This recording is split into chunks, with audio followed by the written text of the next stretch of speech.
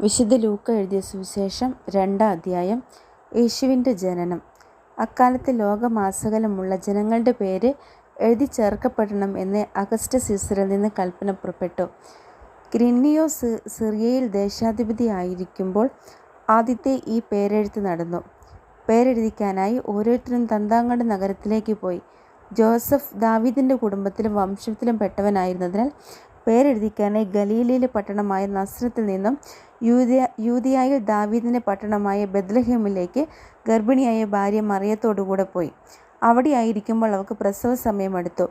അവൾ തൻ്റെ കടിഞ്ഞൂൽ പുത്രനെ പ്രസവിച്ചു. അവനെ പിള്ളക്കച്ചുകൊണ്ട് പൊതിഞ്ഞ് പുൽത്തട്ടിയിൽ കിടത്തി. കാരണം സത്രത്തിൽ അവർക്ക് സ്ഥലം ലഭിച്ചില്ല. ആട്ടിടയന്മാർക്ക് ലഭിച്ച സന്ദേശം. ആ പ്രദേശത്തെ വയലുകളിൽ ആടുകളെ രാത്രി കാത്തുകൊണ്ടിരുന്ന ഇടയന്മാരുണ്ടായിരുന്നു. കർത്താവിൻ്റെ ദൂതൻ അവരുടെ അടുത്തെത്തി കർത്താവിൻ്റെ മഹത്വം അവരുടെ മേൽ പ്രകാശിച്ചു. അവർ വളരെ ഭയപ്പെട്ടു. ദൂതൻ അവരോട് പറഞ്ഞു, ഭയപ്പെടേണ്ട, ഇതാ സകല ജനത്തിനും വേണ്ടിയുള്ള വലിയ സന്തോഷത്തിൻ്റെ സദ്വാർത്ത ഞാൻ നിങ്ങളെ അറിയിക്കുന്നു. ദാവീദിൻ്റെ പട്ടണത്തിൽ നിങ്ങൾക്കായി ഒരു രക്ഷകൻ, കർത്താവായ ക്രിസ്തു ഇന്ന് ജനിച്ചിരിക്കുന്നു. ഇതായിരിക്കും നിങ്ങൾക്ക് അടയാളം. വെള്ള കച്ച കൊണ്ട് പൊതിഞ്ഞ് പുൽത്തൊട്ടിയിൽ കിടത്തിയിരിക്കുന്ന ഒരു ശിശുവിനെ നിങ്ങൾ കാണും. പെട്ടെന്ന് സ്വർഗീയ സൈന്യത്തിൻ്റെ ഒരു വ്യൂഹം ആ ദൂതനോടുകൂടെ പ്രത്യക്ഷപ്പെട്ട് ദൈവത്തെ സ്തുതിച്ചുകൊണ്ട് പറഞ്ഞു, അത്യുന്നതങ്ങളിൽ ദൈവത്തിന് മഹത്വം, ഭൂമിയിൽ ദൈവകൃപ ലഭിച്ചവർക്ക് സമാധാനം. ദൂതന്മാർ അവരെ വിട്ട് സ്വർഗത്തിലേക്ക് പോയപ്പോൾ ആട്ടിടയന്മാർ പരസ്പരം പറഞ്ഞു, നമുക്ക് ബെത്ലഹേം വരെ പോകാം. കർത്താവ് നമ്മെ അറിയിച്ച ഈ സംഭവം നമുക്ക് കാണാം. അവർ അതിവേഗം മറിയത്തെയും ജോസഫിനെയും പുൽത്തൊട്ടിയിൽ കിടക്കുന്ന ശിശുവിനെയും കണ്ടു. അനന്തരം ശിശുവിനെക്കുറിച്ച് തങ്ങളോട് പറയപ്പെട്ട കാര്യങ്ങൾ മറ്റുള്ളവരെ അവർ അറിയിച്ചു. അത് കേട്ടവരെല്ലാം ഇടയന്മാർ തങ്ങളോട് പറഞ്ഞ സംഗതികളെക്കുറിച്ച് അത്ഭുതപ്പെട്ടു. മറിയമാകട്ടെ ഇവയെല്ലാം ഹൃദയത്തിൽ സംഗ്രഹിച്ച് ഗാഢമായി ചിന്തിച്ചു കൊണ്ടിരുന്നു. തങ്ങളോട് പറയപ്പെട്ടതുപോലെ കാണുകയും കേൾക്കുകയും ചെയ്ത സകല കാര്യങ്ങളെയും കുറിച്ച് ദൈവത്തെ മഹത്വപ്പെടുത്തുകയും സ്തുതിക്കുകയും ചെയ്തുകൊണ്ട് ആ ഇടയന്മാർ തിരിച്ചുപോയി. പരിച്ഛേദനം, സമർപ്പണം. ശിശുവിൻ്റെ പരിച്ഛേദനത്തിനുള്ള 8-ാം ദിവസമായപ്പോൾ അവൻ ഗർഭത്തിൽ ഉരുവാകുന്നതിന് മുമ്പ് ദൂതൻ നിർദ്ദേശിച്ചിരുന്ന യേശു എന്ന പേര് അവന് നൽകി. മോശയുടെ നിയമമനുസരിച്ച് ശുദ്ധീകരണത്തിനുള്ള ദിവസങ്ങൾ പൂർത്തിയായപ്പോൾ അവർ അവനെ കർത്താവിന് സമർപ്പിക്കാൻ ജെറുസലേമിലേക്ക് കൊണ്ടുപോയി. കടിഞ്ഞൂൽ പുത്രന്മാരൊക്കെയും കർത്താവിൻ്റെ പരിശുദ്ധൻ എന്ന് വിളിക്കപ്പെടണം എന്നും ഒരു ജോഡി ചെങ്ങാലികളെയോ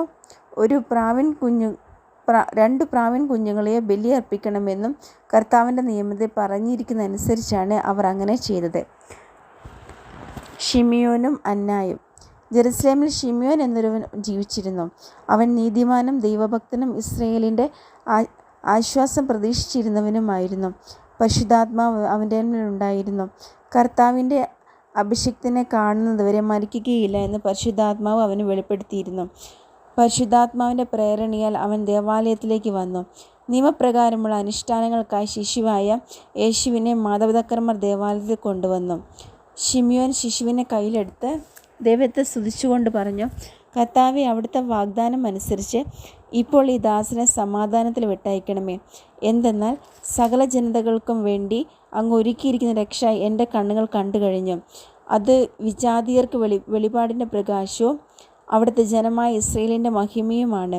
അവനെക്കുറിച്ചും പറയപ്പെട്ടതെല്ലാം കേട്ട് അവൻ്റെ പിതാവും മാതാവും അത്ഭുതപ്പെട്ടു. ഷിമിയോൻ അവരെ അനുഗ്രഹിച്ചുകൊണ്ട് അവൻ്റെ അമ്മയായ മറിയത്തോട് പറഞ്ഞു, ഇവൻ ഇസ്രായേലിൽ പലരുടെയും വീഴ്ചയ്ക്കും ഉയർച്ചയ്ക്കും കാരണമാകും. ഇവൻ വിവാദ വിഷയമായ അടയാളവുമായിരിക്കും. അങ്ങനെ അനേകരുടെ ഹൃദയ വിചാരങ്ങൾ വെളിപ്പെടും. നിന്റെ ഹൃദയത്തിലൂടെ ഒരു വാൾ തുളച്ച് കയറുകയും ചെയ്യും.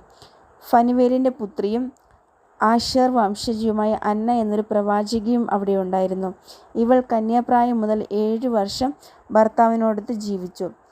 84 വയസ്സായ ഈ വിധവ ദേവാലയം വിട്ടുപോകാതെ രാപ്പകൽ ദൈവത്തെ സ്തുതിച്ചുകൊണ്ട് ഉപവാസത്തിലും പ്രാർത്ഥനയിലും കഴിയുകയായിരുന്നു. അവൾ അപ്പോൾ തന്നെ മുമ്പോട്ട് വന്ന് ദൈവത്തെ സ്തുതിക്കുകയും ജെറുസലേമിൽ രക്ഷ പ്രതീക്ഷിച്ചു കൊണ്ടിരുന്ന എല്ലാവരോടും ശിശുവിനെക്കുറിച്ച് സംസാരിക്കുകയും ചെയ്തു.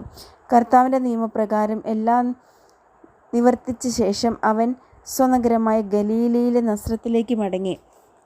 ശിശു വളർന്നു, ജ്ഞാനം നിറഞ്ഞ് ശക്തനായി. ദൈവത്തിൻ്റെ കൃപ അവൻ്റെ മേലുണ്ടായിരുന്നു. ബാലനായ യേശു ദേവാലയത്തിൽ. യേശുവിൻ്റെ മാതാപിതാക്കന്മാർ ആണ്ടുതോറും പെസഹ തിരുനാളിന് ജെറുസലേമിൽ പോയിരുന്നു. അവന് 12 വയസ്സായപ്പോൾ പതിവനുസരിച്ച് അവർ തിരുനാളിന് പോയി. തിരുനാൾ കഴിഞ്ഞ് അവർ മടങ്ങിപ്പോന്നു. എന്നാൽ ബാലനായ യേശു ജെറുസലേമിൽ തങ്ങി. മാതാപിതാക്കന്മാർ അതറിഞ്ഞില്ല. അവൻ യാത്രാസംഘത്തിൻ്റെ കൂടെ കാണുമെന്ന് വിചാരിച്ച് അവർ ഒരു ദിവസത്തെ വഴി പിന്നിട്ടു.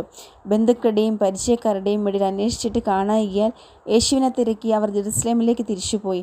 3 ദിവസങ്ങൾക്ക് ശേഷം അവർ അവനെ ദേവാലയത്തിൽ കണ്ടെത്തി. അവൻ ഉപധ്യായന്മാരുടെ ഇടയിലിരുന്ന് അവർ പറയുന്നത് കേൾക്കുകയും അവരോട് ചോദ്യങ്ങൾ ചോദിക്കുകയും ചെയ്യുകയായിരുന്നു. കേട്ടവരെല്ലാം അവൻ്റെ ബുദ്ധിശക്തിയിലും മറുപടികളിലും അത്ഭുതപ്പെട്ടു. അവനെ കണ്ടപ്പോൾ മാതാപിതാക്കന്മാർ വിസ്മയിച്ചു. അവൻ്റെ അമ്മ അവനോട് പറഞ്ഞു, "മകനെ, നീ ഞങ്ങളോട് ഇങ്ങനെ ചെയ്തതെന്ത്? നിന്റെ പിതാവും ഞാനും ഉത്കണ്ഠയോടെ നിന്നെ അന്വേഷിക്കുകയായിരുന്നു." അവൻ അവരോട് ചോദിച്ചു, "നിങ്ങൾ എന്തിനാണ് എന്നെ അന്വേഷിച്ചത്? ഞാൻ എൻ്റെ പിതാവിൻ്റെ കാര്യത്തിൽ വ്യാപൃതനായിരിക്കേണ്ടതാണ് നിങ്ങൾ അറിയുന്നില്ലേ?" അവൻ തങ്ങളോട് പറഞ്ഞതെന്തെന്ന് അവർ ഗ്രഹിച്ചില്ല. പിന്നെ അവർ അവരോടൊപ്പം പുറപ്പെട്ട് നസ്രത്തിൽ വന്ന് അവർക്ക് വിധേയനായി ജീവിച്ചു. അവൻ്റെ അമ്മ ഇക്കാര്യങ്ങളെല്ലാം ഹൃദയത്തിൽ സംഗ്രഹിച്ചു. യേശു ജ്ഞാനത്തിലും പ്രായത്തിലും ദൈവത്തിൻ്റെയും മനുഷ്യരുടെയും പ്രീതിയിലും വളർന്നു വന്നു.